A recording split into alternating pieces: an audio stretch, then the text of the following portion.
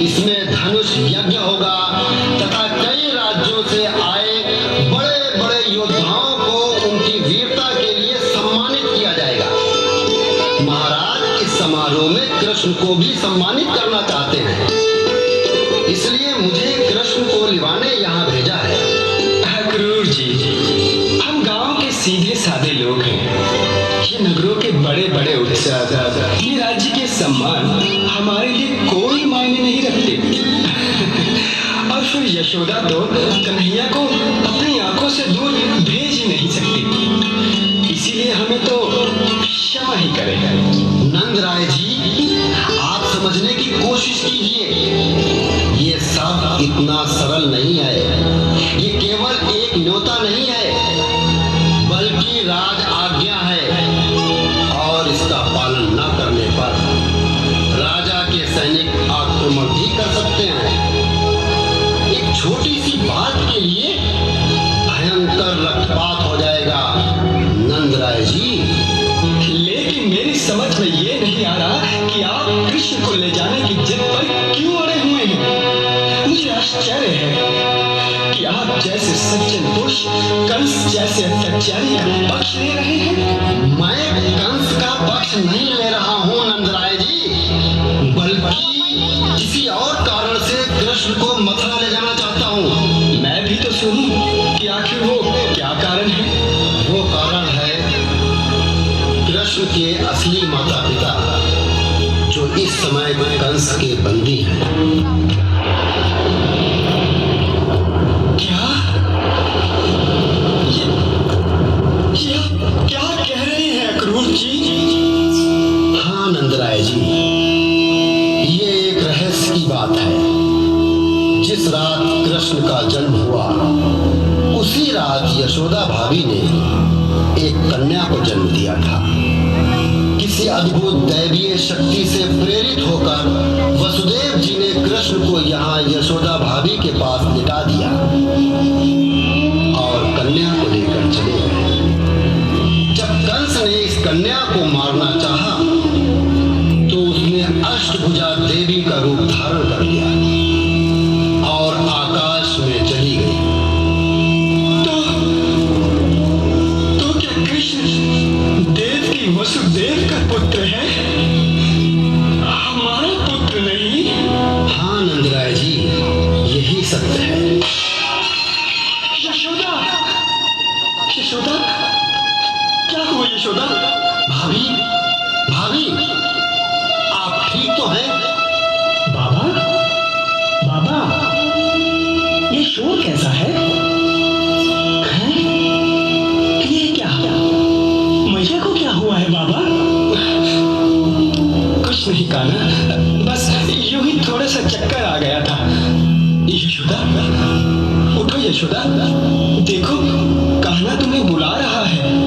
मैया, मैया, मैया तुम्हें क्या हुआ है?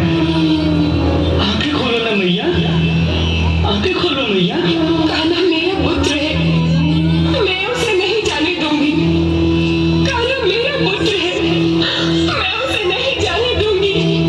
कान्हा केवल मेरा पुत्र है, मैं उसे नहीं जाने दूंगी, नहीं जाने दूंगी। कान्हा केवल मेरा पुत्र है, नहीं जाने दूंगी। मैया, ये तुम कैसी बातें कर रही हो? तुम्हें क्या हो गया है मैया? बाबा, क्या बात है? काकाश्री, आप ही बताइए ना, मेरे मैया और बाबा के दुख का क्या कारण है? तुम्हारे मैया बाबा के दुख का कारण मैं हूँ कान्हा, मैं। आप? वह किस प्रकार काकाश्री? कृष्ण, सत्य यह है कि मुझे कंस ने यहाँ भेजा है। मथुरा में एक बहुत विशाल उत्सव का आयोजन हो रहा है। कंस ने तुम्हें वहां आने का न्योता दिया है।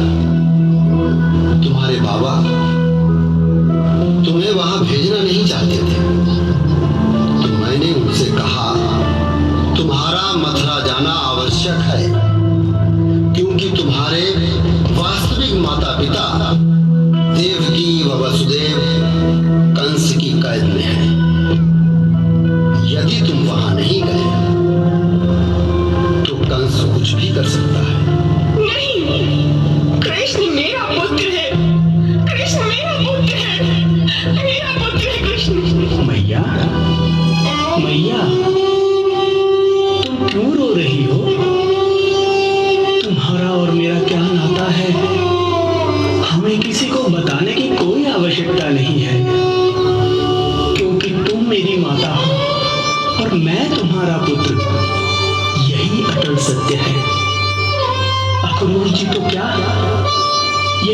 समस्त संसार भी एक तरफ होकर कहे कि तुम मेरी माता नहीं हो, तो मैं इसे कभी स्वीकार नहीं करूंगा। बस कर कृष्णा, बस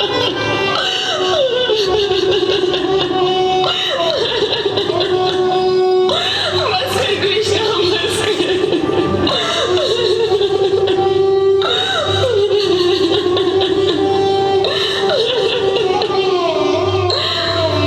बाबा, जब तक यह धरती रहेगी, आकाश में सूर्य और चंद्र रहेंगे, सारा विश्व मुझे नंदलाल ही के रूप में जानेगा। बाबा, मैं आप ही का पुत्र हूँ और सदैव आप ही का पुत्र रहूंगा।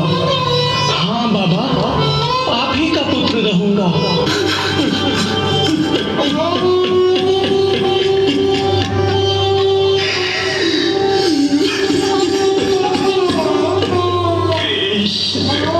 अक्रूर जी, राजा कंस मुझसे मिलने के लिए बहुत उत्सुक है ना?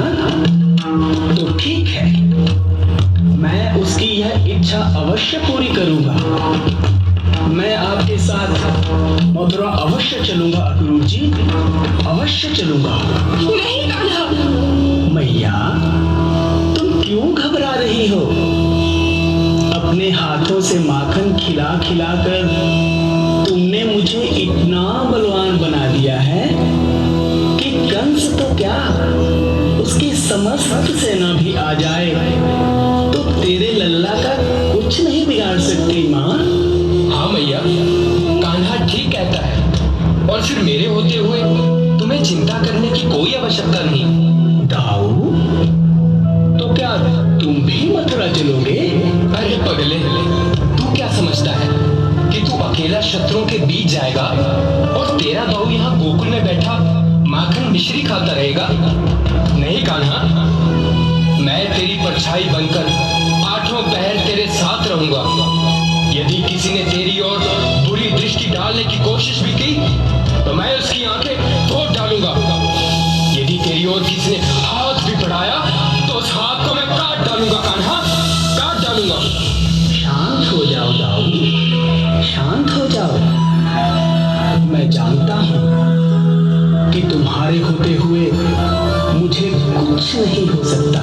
कृष्ण, हम भी मथुरा चलेंगे। बलराम, सभी गोपों से कहो कि छकड़े तैयार करें और साथ में गोरस भी रख लें। हम कल ही मथुरा की ओर प्रस्थान करेंगे। जी बाबा, मैं अभी सब तैयारी करता हूँ। तो ठीक है, हम सब मथुरा चलेंगे। जरा मथुरा वाले भी तो देखें हम गोकुल के ग्वालों की शान।